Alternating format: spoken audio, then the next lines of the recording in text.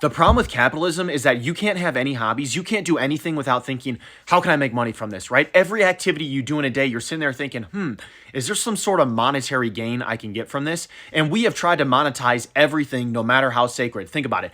Being intimate with your partner, relationships in general, heck, even religion, which, to be fair, has been going on for millennia. But it's like, the other day I was going for a walk and I'm sitting here thinking, I wonder if there's some sort of way I can make money off this. It's like, bro, it's an infection in my brain. You know what, guys? Let's make streaming services even more expensive and have even more commercials. Matter of fact, let me just pay to watch commercials all damn day. Wouldn't that just be awesome? Everything costs money. Everything costs money. Everything. Everything I want to do, I have to pay for. I want to eat, I have to pay for. I want to think, I have to pay for. I want to breathe, I have to. Oh, everything just. Why does everything cost money, guys? Everything. Even you try to get a new hobby, it costs money. You try to learn, it costs money. Oh. Hi, welcome back to the channel. So we're going to be checking out some videos about how capitalism has actually gone too far. And when we're talking about this, is the fact that every single thing is monetized. And when people say everything, it's actually not exaggeration, because every single thing is monetized. Like things that were free, that were accessible for people, have become monetized. You have to pay for every single thing, and that becomes like excessive pressure on everyone. Like every money you earn literally goes into every single thing. If you want convenience, you have to pay for subscription. It even seems like the only thing that we're not paying for right now is actually the air that we breathe, and eventually maybe there will be a way, or they could find a way for us to actually have to pay for oxygen, because that's just what it's becoming. Like you pay for every single thing. Like there's no off switch to endless purchase. And this ain't even got nothing to do with you trying to, be on a budget, you trying to actually, or you're overspending. No, it's just every single thing that you need. People pay for streaming services, and just because they didn't pay a lot of money, then all of a sudden now they have to battle with ads at the end of the day. Because usually people pay money to actually avoid ads, but you're paying, but you have ads all over the whole thing. So what's going on? But before we get right into this video and check them out, please make sure you click the like button. It helps the algorithm, and I appreciate that so much. Let's get right into this video. I'm up here because I was like, why are all these parking spots empty? Then I looked at this sign, up front plus parking. They want you to pay for something that's not covered in a mall.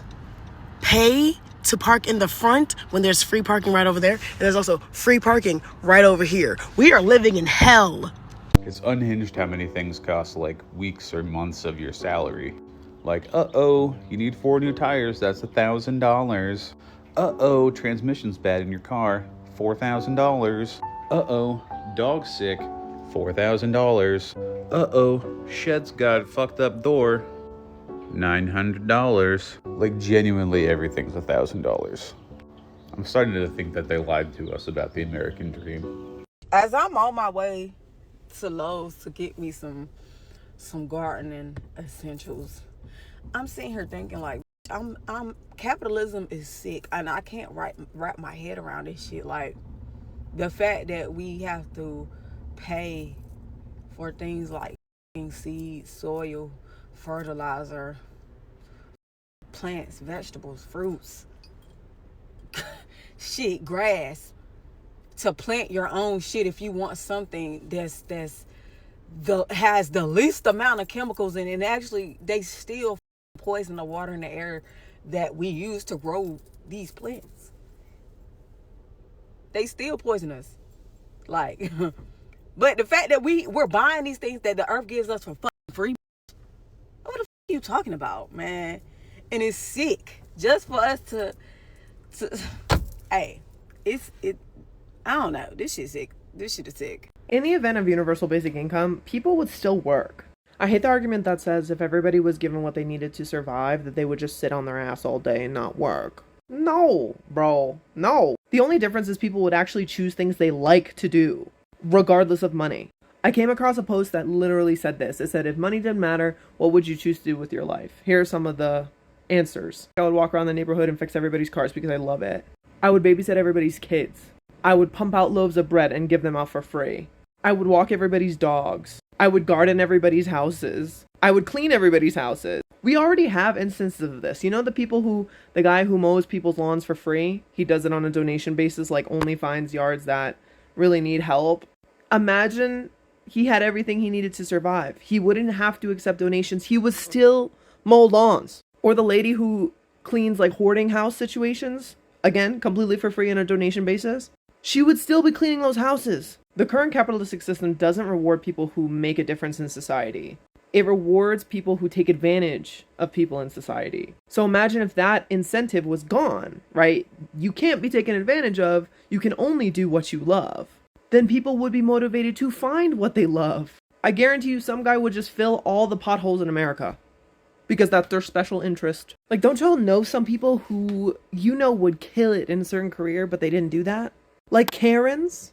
Karens would make fantastic lawyers. Or punk band singers. Either or. So here's the thing. The person who can cure cancer is stuck at a drive-thru. The next innovator of society is just coming off her third shift. People want to do good. Don't let these billionaire douchebags and all these capitalistic freaking bootlickers tell you that that's what humanity is. No, it's not. At the end of the day, people want to help people.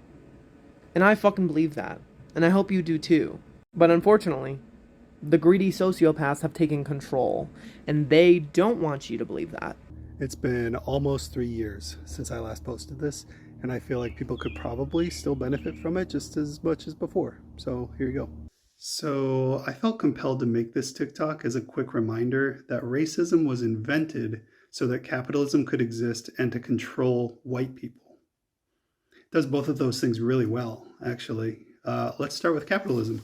Okay, here's a company. Here are the workers and the investors that make this company possible. Here's the profit that the company brings in and each person's contribution portion earned of that profit. Capitalism, simply put, is a government-sanctioned process for very few workers and very few investors to legally steal most of other workers' hard-earned shares of company profits. This is official, according to American law, and you can be sued if you don't perform this theft. Pause to read the judgment in the Dodge versus Ford Motor Company lawsuit. Now, you could make theft illegal so that people keep their earned shares of company profits without fear of it being stolen. That's a concept called socialism. But we're not talking about that. We're talking about this. So people that are rich enjoy capitalism, but the problem is that everyone can vote for things. And they don't want the poors to vote away their right to steal money, because obviously that would be the first thing that everyone does. So they came up with a desperate plan to literally just invent non-capital related wedge issues to divide, trick, and manipulate poor white people into voting to retain capital theft. In comes the concept of race in 1680 within the colony of Virginia after Bacon's Rebellion, invented in order to divide and conquer the poors. They were able to convince people that there is a hard and fast line in here somewhere. And any upward mobility of poor people with melanin will harm the newly created white race of people that don't have quite as much melanin in their skin to protect them from the sun. To the American rich oligarchs' surprise, this strategy worked astonishingly well. So they decided to double down on it.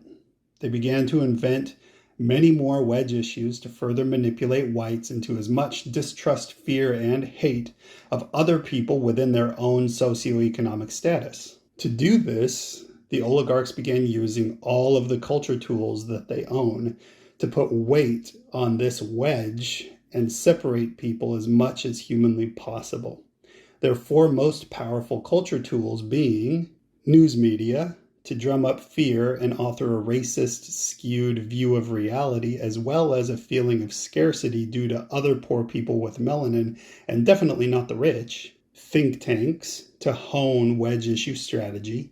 Christian religion, to train unquestioning trust that what rich people tell them is true without any burden of proof, and also reinforce susceptible people's in-group cognitive biases. And then police, created to betray their own working class and guided by racism to systematically unalive or remove huge swaths of undesired people from the voting system completely. Currently, 1 million people in prison unable to vote, and 4.6 million felons unable to vote. You see, race never need be invented during feudalism because there was no voting.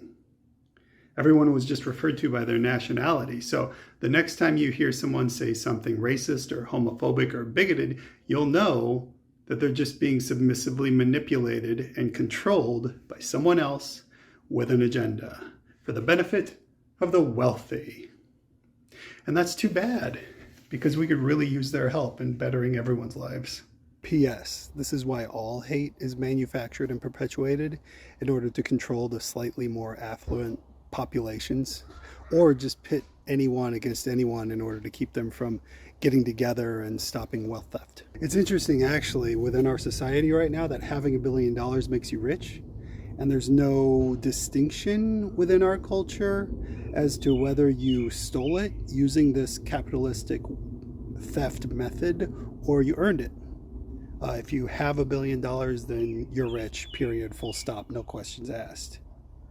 It's probably because it's impossible to earn. To pay $2,000 to only have a place to stay for 30 days is insane. To look at a human being and to tell them that you can have water, but you need to pay for it to either be hot, cold, or actually clear and purified. To look at a person and say, you were born into this world for free and you die for free, but you must pay to go both ways. Do you understand how mind-boggling those thought process is? Nobody ever thinks about this but me.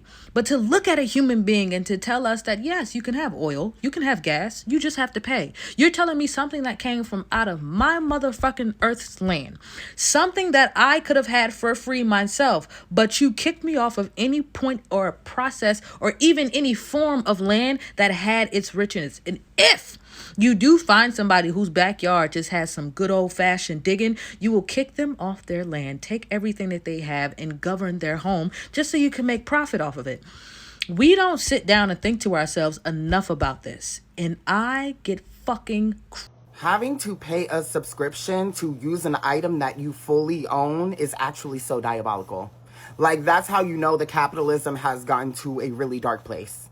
Mind you, capitalism realistically has always been dark, but that is actually so far away and diabolical. Like, it's actually really ridiculous. They fully lost the plot, because if someone owns a Tesla, that Tesla already has the ability to be self-driving.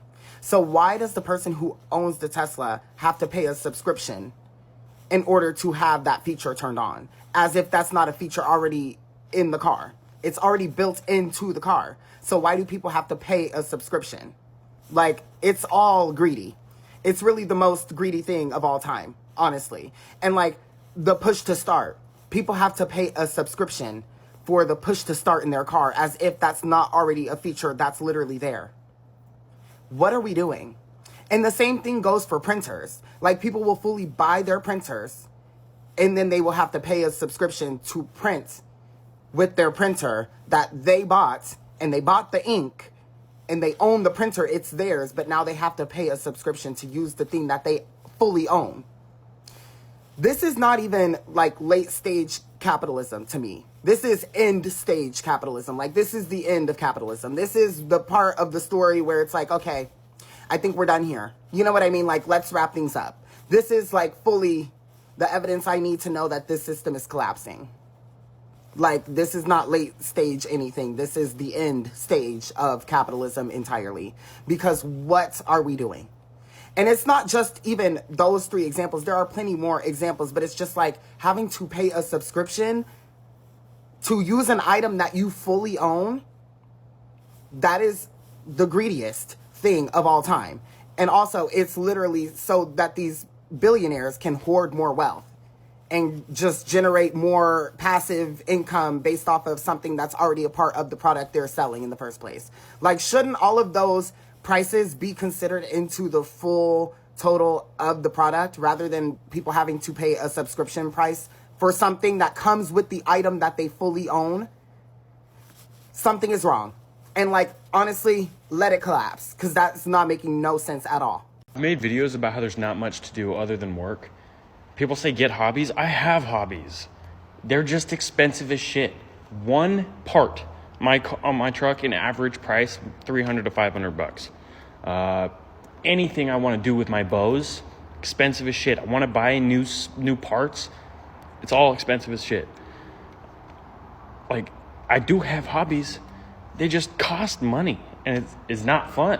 Like, it's not fun to spend the money. I hate that. It's not even about the money anymore. You can't get anything. Like, enjoyment in and of itself is pretty much gone. You have to plan it all out in advance.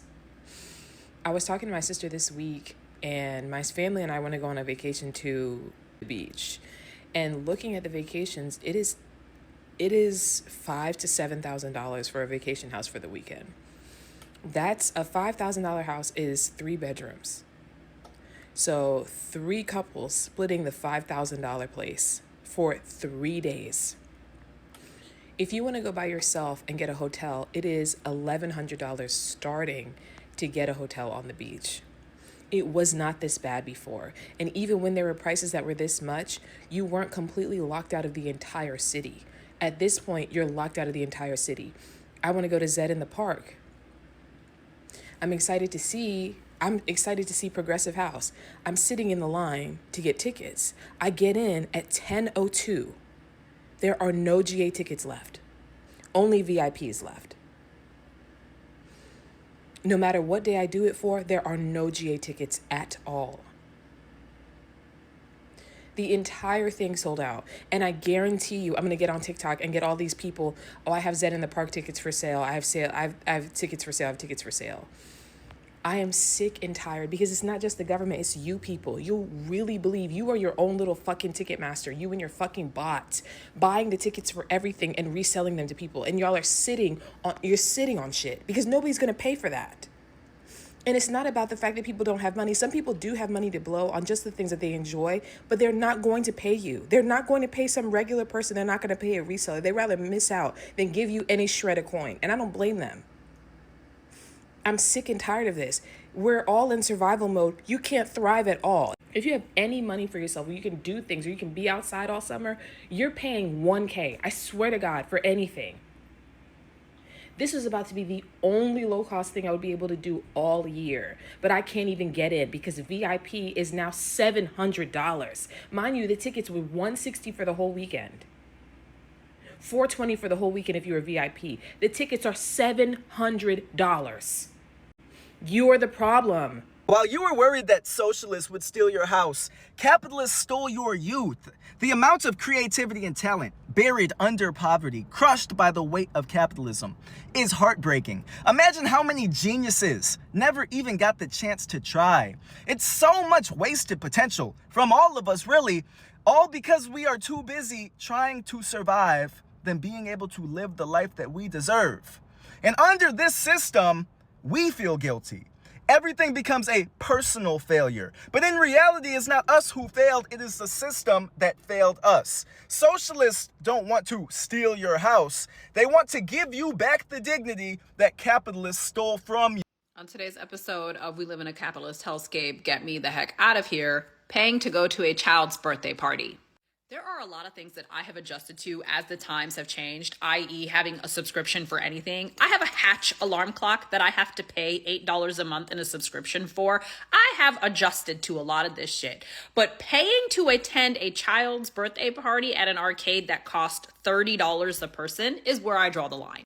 So I will say, we are privileged. We own a house with a very big pool in the backyard. So for the past 2 years, my children have had pool parties because why would we go anywhere else? Before that, we have had birthday parties at establishments that said, hey, you can have a birthday party for like 10 kids. And I would cough up the somewhere between $350 and $500 to invite one of my children's 10 friends so that they could all play together.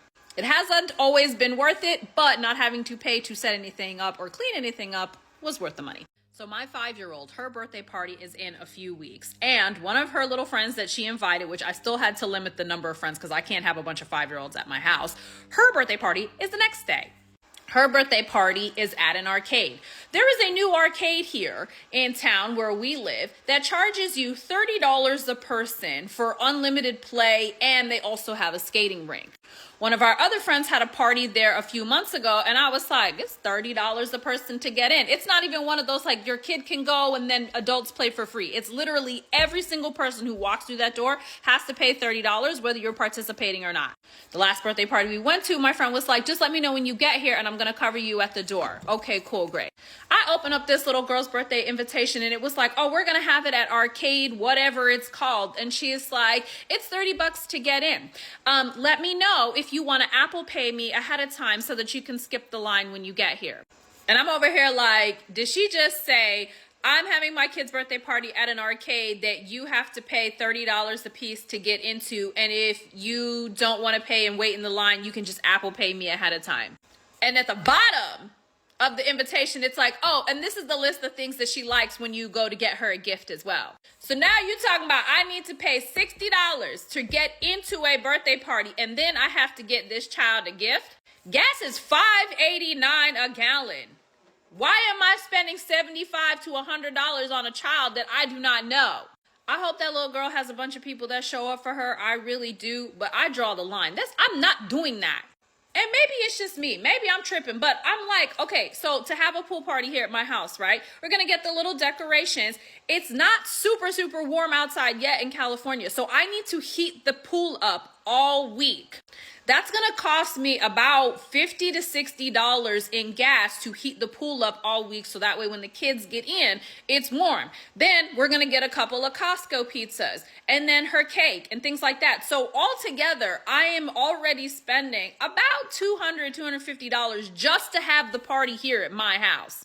And of course we said, hey, listen, this is her Amazon list if you want to get her something, but it's not expected. But I'm not asking every person who comes into my house to pay me money to attend my child's party. All I'm saying is that if you're going to have your kid's party somewhere where it costs to be there, you should be paying that cost because it's part of your child's party. Why are you asking people to pay money to attend your kid's party?